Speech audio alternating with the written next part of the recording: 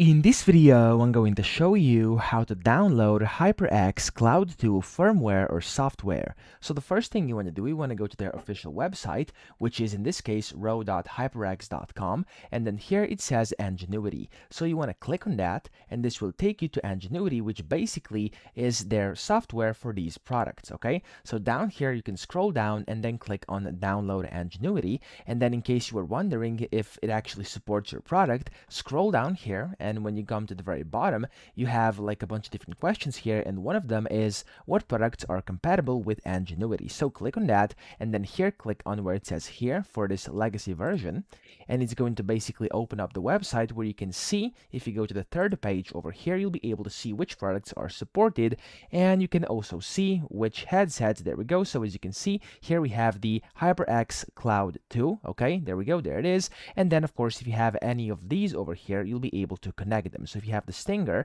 if you have any of these, you'll be able to actually connect them to your Angenuity software. Now, once you've done that, once it's downloaded to your computer, you simply want to click on it to open it up, and it's going to open up your installer on the computer, and then you simply have to follow the process to actually get this installed. So you'll have to agree to this agreement. Make sure you read it before you actually click on the check mark though, and then click on start installation. Just follow the on procedure, and then you'll be able to get it onto your computer, open it up, and then just detect your headphones, and that's all you have to do. So I hope this video helped you out. If it did, please subscribe to the channel and help me out as well.